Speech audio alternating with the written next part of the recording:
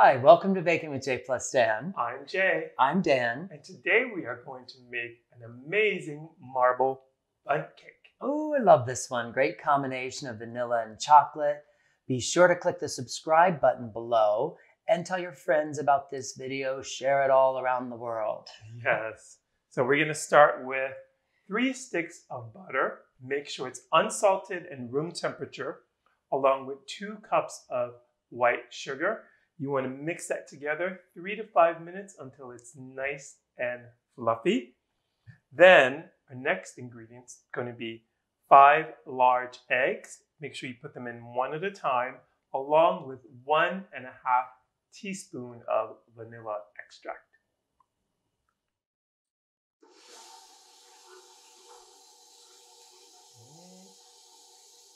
So our eggs and vanilla have nicely been incorporated into our butter and sugar mixture. I'm just going to give it a quick scrape, and now it's time to make our chocolate mixture. All right, in a separate bowl, take a 1/2 cup sugar and a 1/2 cup of cocoa powder, unsweetened cocoa powder. Just throw that together. And about 6 tablespoons of water. We'll whisk that together just to melt the cocoa, start to dissolve the sugar a little bit.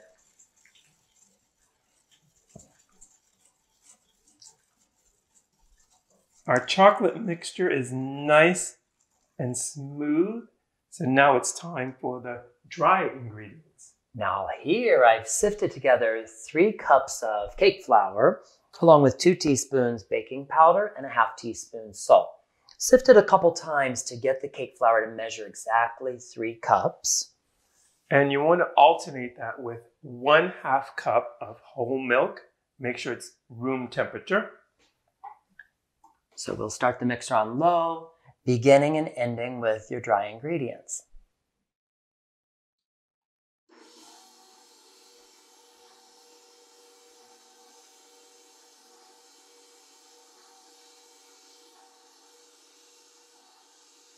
So we finished mixing in the dry ingredients into our base cake batter. Now, what I like to do is reserve about 2.5 cups and put that directly into your chocolate mixture. And that's what we're going to use to create the chocolate swirl. You can just do it by eye. That's about 1 cup, another cup, and then just a little bit to finish it off. So we'll fold that together, not overworking that cake flour.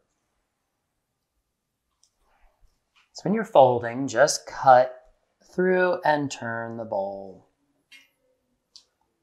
So let's make this magic happen.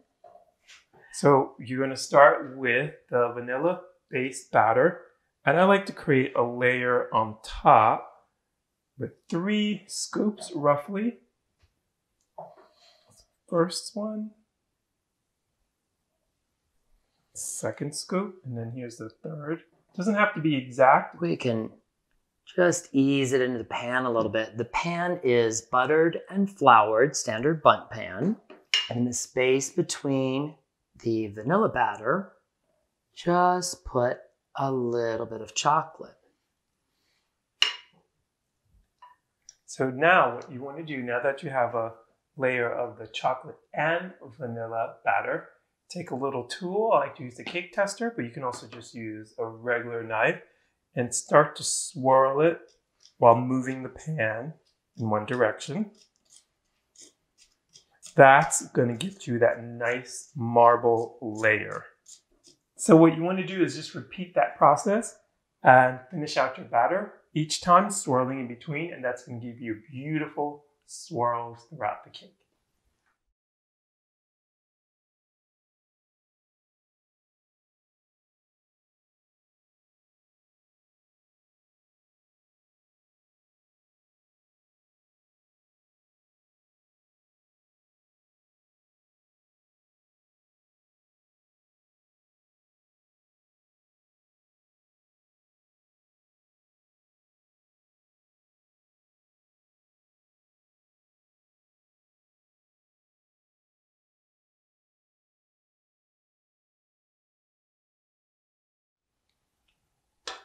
All right, so I'm going to give it one last swirl so that that marbling technique goes all the way through the cake.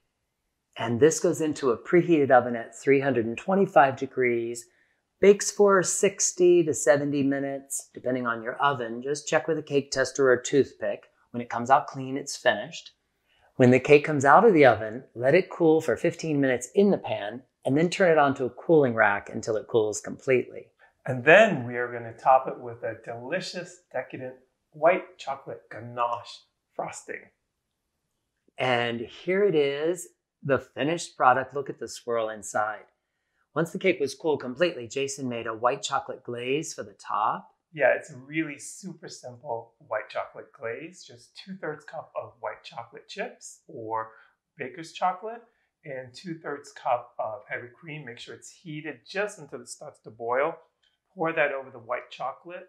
Let it melt, stir, and put in 2 tablespoons of butter. And there you have it. Just pour that over the cake.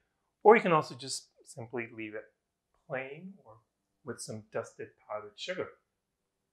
I'm going in here.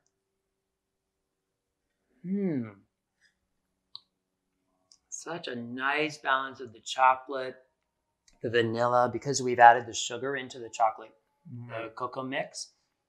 That really brings it out. Yeah, it's really good. And that white chocolate glaze tops it off even better. Delicious. So thank you for watching this episode of Baking with J plus Tan. Remember to like, subscribe, and share. And don't forget, ring that bell.